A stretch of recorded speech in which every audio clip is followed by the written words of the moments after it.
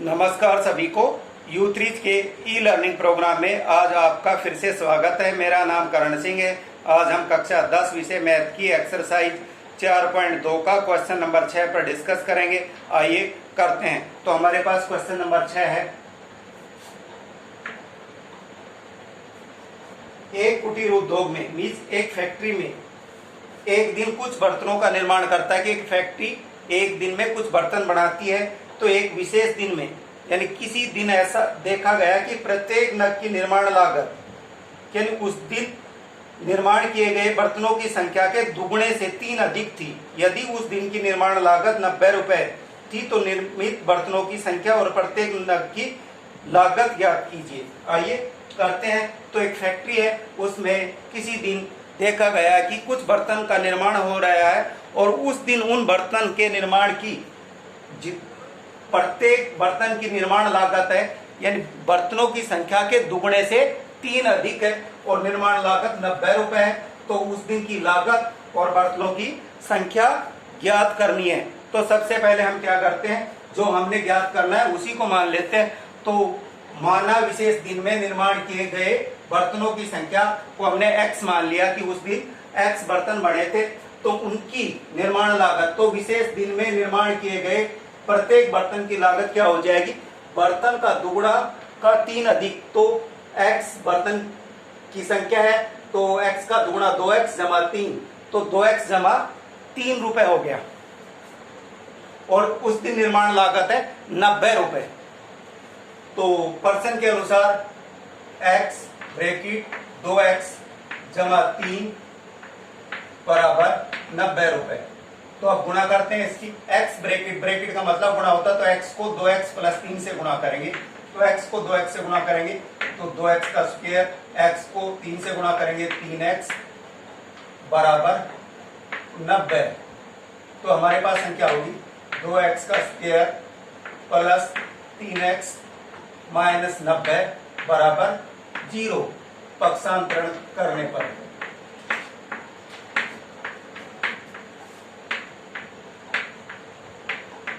तो हमने 2x square जमा 3x बराबर 90 का पक्षांतरण किया तो हमारे पास हो गया 2x स्क्वायर जमा 3x माइनस 90। तो हमारे पास द्विघात समीकरण होगी 2x का स्क्वायर जमा 3x माइनस 90।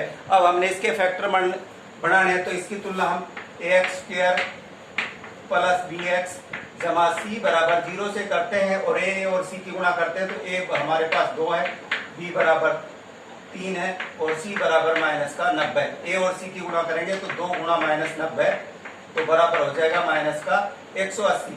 अब माइनस 180 के हमने 2 फैक्टर बनाने हैं। 2 फैक्टर मीन्स ऐसी 2 संख्याएं बनानी है जिनकी गुणा माइनस का 180 हो और जोड़े और घटाएं तो x का गुणांक 3 है तो जोड़ने और घटाने पर वो संख्या 3 आए। तो 15 को अगर मैं 12 से गुणा करता हूं तो इसकी गुणा होती है हमारे पास 180। तो हम जमा का 15 रखते हैं और घटा का 12। तो घटा का हम क्या कर लेते हैं, घटा का 12। तो घटा 15 और घटा 12 की गुणा करते हैं तो 180 और 15 में से घटा के 12 कर देता हूं तो हमारे पास जमा के 3 बचते हैं। तो हमारे पास फैक्टर हो गए 15 और 12, जो गुणा करने पर 15 और घटा 12 की गुणा माइनस का 180 और 15 में घटाते हैं 12 तो 3 बचते हैं और हमें ये ही चाहिए। तो हमारे पास फैक्टर बन गए 2x का स्क्वायर जमा 15x माइनस 12x और माइनस 90 बराबर 0।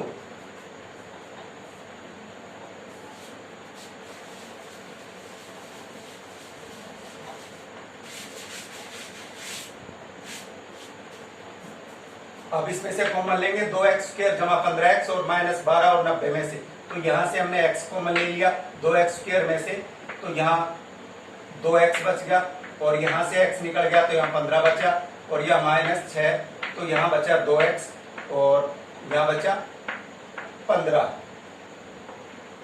बराबर 0। x को 2x से गुणा करते हैं तो 2x का स्क्वायर होता है, x को 15 से गुणा करते हैं तो जमा का 15x, घटा 6 को 2x से गुणा करेंगे तो घटा के 12 और घटा 6 को 15 से गुणा करेंगे तो घटा के 90 होते हैं। तो हमारे पास हो गया 2x प्लस 15 और x माइनस 6। अब जो हमारे पास जो द्विघात समीकरण है 2x का स्क्वायर जमा 3x माइनस 90 के हमारे पास दो फैक्टर आ गए 2x जमा 15 ब्रैकेट x माइनस 6। अब इन दोनों के अलग अलग बराबर हम 0 रखते हैं तो 2x प्लस 15 बराबर 0 और x माइनस 6 बराबर 0। तो x की वैल्यू आ गई एक तो 6 और दूसरी आगे x, ये माइनस उधर जाएगा 15 और ये 2 गुणा में है तो ये बटे। तो हमारे पास x की दो वैल्यू आ गई, एक तो घटा 15 बटा 2 और दूसरी होगी 6, परंतु माइनस 15 बटा 2 संभव नहीं है क्योंकि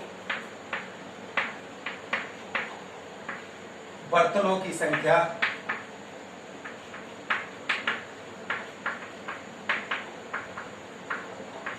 ऋणात्मक नहीं हो सकती, अतः x बराबर 6 और x हमने माना था बर्तनों की संख्या। तो उस दिन जितने बर्तन बने उनकी संख्या कितनी थी 6। तो इसलिए विशेष दिन में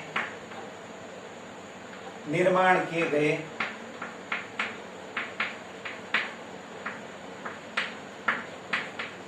बर्तनों की संख्या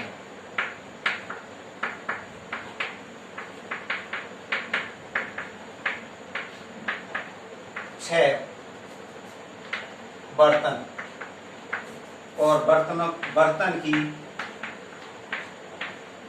निर्माण लागत,